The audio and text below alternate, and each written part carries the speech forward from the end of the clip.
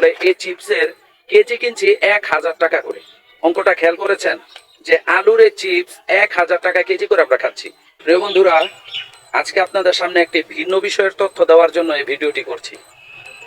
আপনারা এই যে আমার হাতে দেখতে পাচ্ছেন, বাংলাদেশের খুবই জনপ্রিয় একটি চিপসের কোম্পানি বোম্বে সুইটসের পটেটো ক্র্যাকার্স।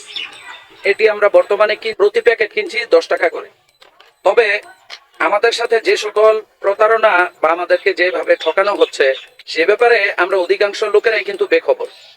আপনারা যদি চিপসের প্যাকেটের একেবারে ডান দিকের নিচের কোনায় যদি লক্ষ্য করেন, তাহলে দেখবেন এখানে লেখা আছে যে নিট ওজন 10 গ্রাম।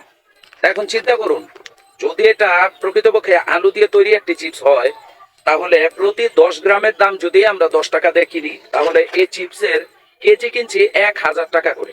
অঙ্কটা খেয়াল করেছেন যে আলুর এই চিপস 1000 টাকা কেজি করে আমরা খাচ্ছি। এমন নয় যে এখানে 10 গ্রামের প্যাকেট করেছে, তারপরে 100 গ্রামেরও প্যাকেট আছে, 500 গ্রামের প্যাকেট আছে, এরকম কিন্তু নয়। শুধু 10 টাকা দামেরই এই প্যাকেটগুলি করা হয়ে থাকে। পাশাপাশি অন্য ধরনের মানে ক্যাটাগরির এই বোম্বে সুইটস আরো কিছু চিপস আপনার বাজারে ছেড়েছে।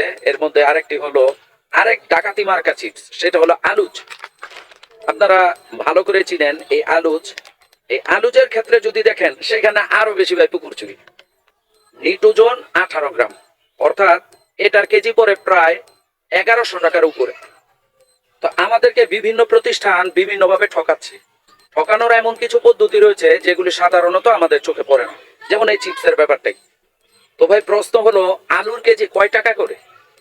এর মধ্যে তারা যখন আলু কিনেন, তখন তো সরাসরি একেবারে খামারিদের থেকে এতই পাইকারি দরে কেনেন, যেটা আমাদের বাজারের মধ্যে প্রচলিত যে পাইকারি দর তার চেয়ে অনেক কমে। এত কম টাকার যদি আলু হয়, সে আলুর তৈরি চিপস বাজারজাত করতে যদি আমরা ভোক্তা পর্যায়ে এসে এটা 1000 টাকা কেজি হয়ে যায়, তাহলে তাদের আসলে খরচ কয় টাকা করে পড়েছে, এটা অবশ্যই অনুসন্ধানের দাবি রাখে। এ ব্যাপারে আপনারা কি বলেন?